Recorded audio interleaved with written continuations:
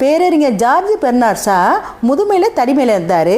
அவர் உடம்பு சரியில்லாமல் இருக்கும்போது ஒரு நாள் அவர் தன்னோட டாக்டருக்கு ஃபோன் பண்ணுறாரு.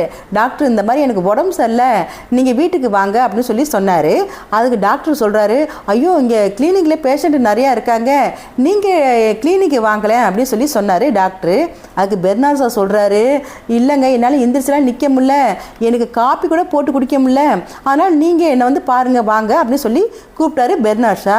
சரி வைங்க நான் வரேன் அப்படின்னு சொல்லிட்டு டாக்டர் ஃபோனை வச்சுட்டு இப்போ கிளம்பி வராரு. இப்போ டாக்டர் வந்து பெர்னார்ட் ஷா வீட்டுக்கு வராரு. பெர்னார்ட் ஷா வீடு என்னன்னா மாடியில் தான் அவர் குடியிருந்தார். இப்போ வந்து டாக்டர் வராரு.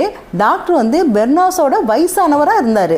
அவர் என்ன பண்ணுறாரு, மெல்ல மாடிப்படி ஏறி பெர்னார்ட் ஷா வீட்டு ஹாலில் சோஃபாவில் போய் நெஞ்சை பிடிச்சிக்கிட்டே அப்படியே உட்காந்தாரு அந்த டாக்டரு. இதை பார்த்து பெர்னார்ட் ஷாவுக்கு அதிர்ச்சியாக இருந்துச்சு. என்ன பண்ணாரு, டாக்டரோட நெஞ்சு தடை விட்டுட்டு நேராக வேகமாக போய் சூடாக காப்பி போட்டு கொண்டாந்து டாக்டருக்கு கொடுத்தாரு. இப்போ டாக்டர் குடித்தாரு. கொஞ்சம் நேரம் ஆச்சு. டாக்டரோட நெஞ்சு தடை விட்டுட்டே இருக்காரு. இப்போ அவருக்கு குறைஞ்சிருச்சு. கொஞ்சம் நேரம் செஞ்ச டாக்டர் என்ன பண்ணுறாரு, பேனாவை எடுத்து பில் பண்ணி அவர் பெர்னார்ட் ஷா கையில் கொடுக்குறாரு.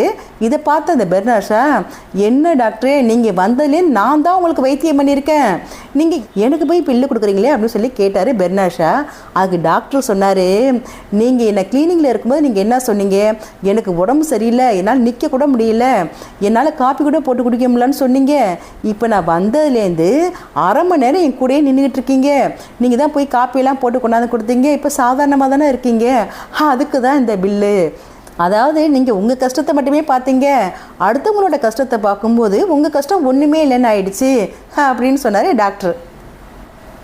இன்று டாக்டர்ஸ் டே வாழ்த்துக்கள்.